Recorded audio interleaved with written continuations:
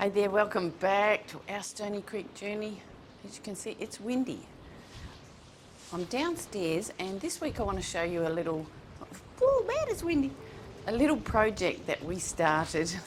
I'm trying to hide from the wind, but a little project that we started in July, which is the downstairs. So we'll show you, we're probably just under halfway through what we want to do down here, but I thought it'd be a good chance to put up what we've done so far. Something, maybe some more garden stuff, what we've put in the garden. We've been working on the entertaining area, so the little paving, but I'll pop that up next week because there's more we want to do there. We're on a extreme weather day today. It's extreme for fire danger and extreme temperatures and extremely windy. Wow!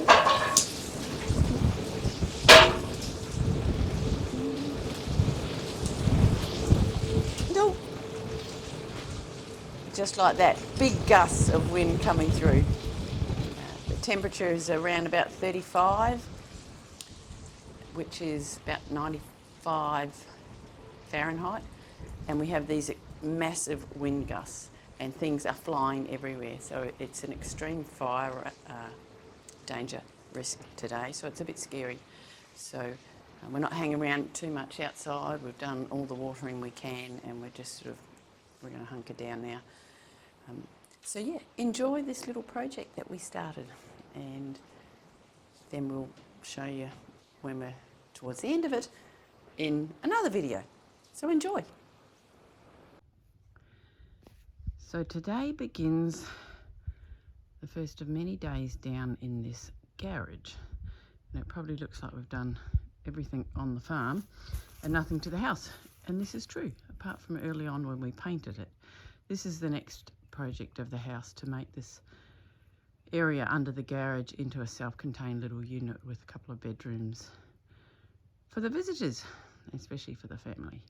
So we have boxes in there that have been unopened for a whole year. So we've got the trailer, and we're going to just do a couple of loads to the tip. We've got, I'll show you inside. There's a bench in here. Take my glove off my hand, it's pretty chill. A bench in here that was just covered in stuff when we arrived. Well, the whole garage was covered in stuff, and then we added to it. So we hope to pull this apart and put this into our new garage. And like lots of things, there's a sequence of events. So we had to get the new garage or the new shed up to get these bits up there, and then, as you can see, move. And these shelves were all here too, and there's lots of stuff here that is not ours, some stuff that is. So this begins the clearing out of the underneath. So, but lots of stuff in here that we just haven't touched or looked at, but it's time to start working on it. All right, we're up to the final clearing out of the shelves. So we're hopefully going to get rid of this bench today and some of these shelves. So we're just packing them away and putting them up in the new shed so that we've got an empty shell to start working with. We've booked the electrician and the plumber, so it's all go. Matt helping with the shelf demolishing.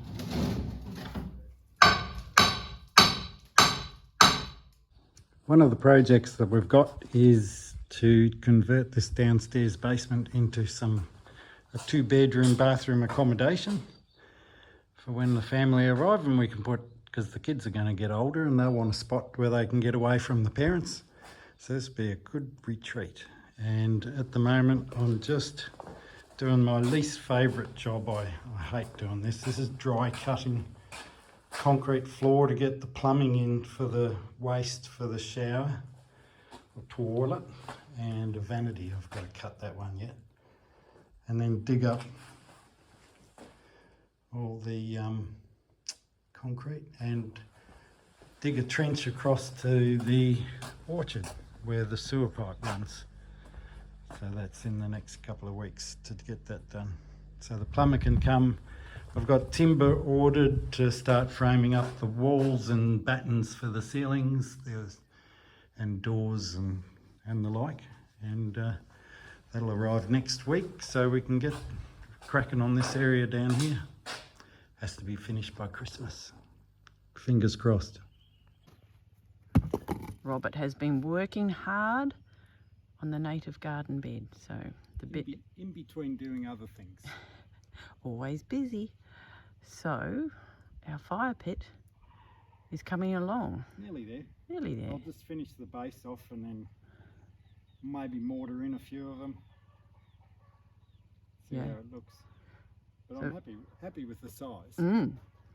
Got a big pile of mulch that we'll bring down. We'll move some of this new soil, topsoil up here, move some mulch down, plant some of the rest of the plants. And yeah, he's put a few rocks around. It's looking good. We're starting to see a good bit of growth coming back into the Japanese maple, which makes Tania's day. We'll be able to see what didn't survive on it. That top branch up there doesn't look like it survived, but the lower branches are starting to come away with some really nice leaves. And I thought I'd give you an update on the native garden out the front where the pond used to be and the fire pit. And I think I'm not going to be finished for a long time, but I'm at a stage where I'm getting happy with it. We've planted a few rocks and sleep and big posts in there, and I'm just spreading around some of this topsoil because the granite soil just compacts really hard and there's nothing in it, and the grass struggles to grow in that. So I've still got a bit of a pile there to spread, so I'll get moving on that. But the rock garden in this tree has come up the tree. It's a work in progress. I've still got a pile of rocks to plant around this border. So it's around the top, and I did an experiment the other day and I regret it, but it's going to look good and it's going to be a long-term project, because we did inherit one of those whackers when we arrived, and I hand planted some of these rocks down this long causeway. So when we get in a rain event, this will turn into basically a stream, but it's diverting it away from the house. So last year it flooded underneath the house, so I'm trying to divert it away. So I reckon over time it'll take another year just to plant rocks down this causeway. We don't have a shortage of rocks. Once I go through the paddocks, with the yeoman's plough, it digs them up. And I might have a go at moving some pavers down here over the weekend when Annie and Steve are here. Steve can give me a hand lifting pavers. So I think I'm happy with the fire pit. It's not a huge one, but you don't have huge fires. It's just a place to have a little fire and sit around. So it'll come up a treat.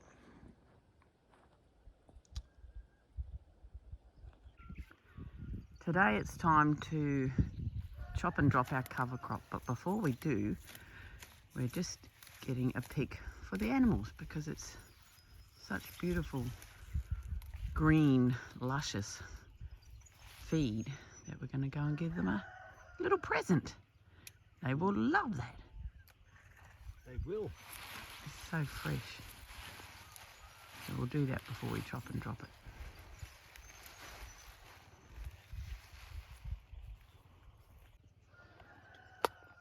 We're probably about a week late than what we wanted to do, but we're going to terminate this cover crop. So we thought we don't have what is it called? A scythe?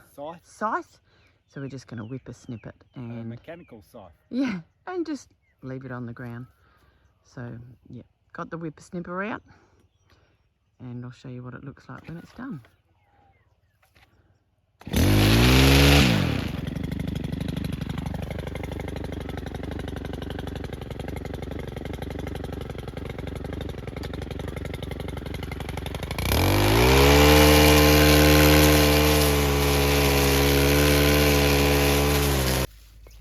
So it is now chopped, we'll just spread it out. And we've got a couple of really warm days coming, because the option is you could tarp it and let it decompose. And this cover crop, it's all about feeding the soil, keeping the roots in the ground so that the microbes continue to grow and feed the soil, and then you're putting down organic matter to also feed the soil. So we'll let that decompose, do its thing for a couple of weeks. Once the frosts are gone, we had a 1 degree this morning, so no frost, but still chilly. Then we'll hopefully be able to plant our corn. I'm going to go and give the chickens a bit of this, because it's a special treat. What a salad bar. We're definitely going to do this again next year. It's been great. Some lovely green in amongst lots of brown. What am I planting in the garden this week? So I'm putting in the dwarf beans that I started in trays a couple of weeks ago, and they've grown really well, so it's time to put them out. But I will put a cover over them because they certainly don't like the frost. Was 1 degree this morning, so no frost but still cool. But if I cover them with a little hothouse, maybe they'll grow. We'll see. If not, we'll start again. It's another beautiful sunny day, and I just thought I'd give you an update of the downstairs area. And I'm still in the process of making a mess. Our window supplier, DBC in South Coast Brick and Roofing, dropped off the sliding door for this opening and a couple of windows, and I've nearly finished most of the main framework for it all, and straightening up, coming off the brickwork and hiding all the piers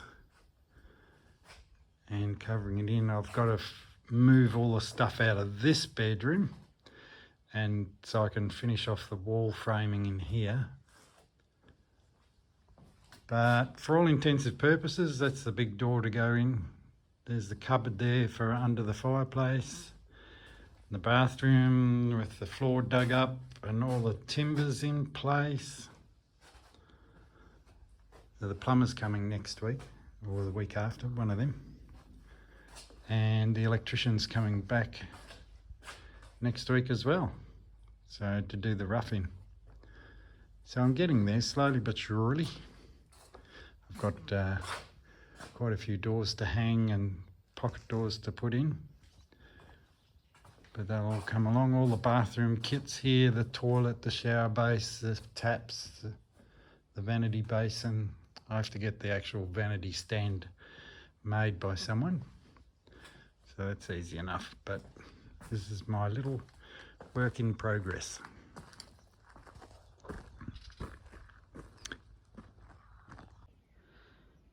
Well, I'll end this video here. Finally the wind has gone down and it's calm. It's about 6:30 at night. Today is the first day of daylight savings, so now it won't get dark till about 7:30 at night, which is just glorious. I love that, so that we can poodle around outside after dinner. So time to bring the seedlings in. I bring them out to get some sun every day.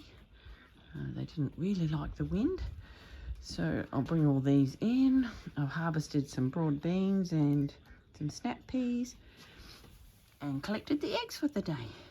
So we're still getting our lovely little olive egg and a dark one as well.